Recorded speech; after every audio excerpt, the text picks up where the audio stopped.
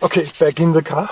It's still quite cold. Today I wanted to test a few things that I didn't get right on my first video. The O3 looked way too dark compared to the VISTA. I tried it in manual mode. I set the shutter to manual to 1/240 because I wanted 120 frames, so 108-degree shutter rule. The ISO set to auto. This helps you in the even darker regions. But as soon as there's some bright sky, the exposure program dials down the ISO way too much. And then it's underexposed, as you see here on the playground. And I also got one weird stutter here on the HD recording, although I use a fast storage card. If I use 60 frames here, and so a manual 120 shutter, the image only gets a bit brighter because you notice that it goes all the way down to ISO 100. And with 60 frames, you just have longer shutter times, which is more light.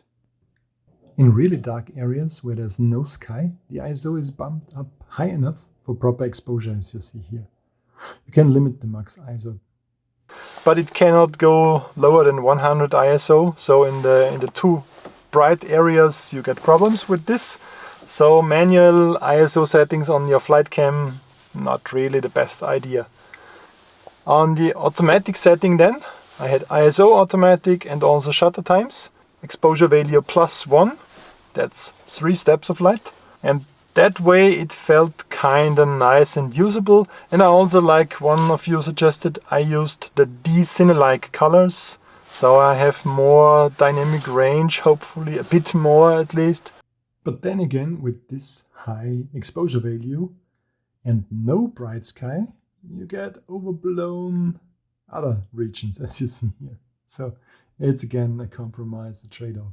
The next thing I want to try, but I forgot them today, is the ND filters I got. Limit the ISO to maximum 200, because if you don't limit the ISO will compensate for the ND filter, so the amount of light down, and with the ISO you crank it up, but you just get noisy image. So always with ND filters have fixed ISO settings. I really like to fly in 4:3 because it gives me more vertical resolution and it gives me more confidence in tight spaces.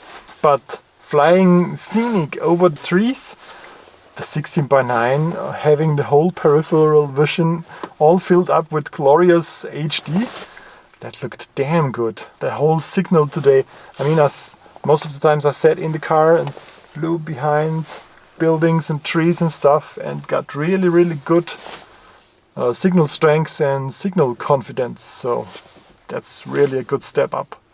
And today I used the TrueRC stubbies and the DJIs in a diagonal orientation.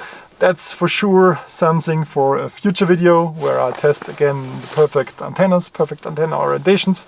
It makes me excited and curious again, this new system. So thanks a lot for watching. Consider subscribing and thumbing up my thumbing up here, really, my video. Thanks, see you next time. Bye bye.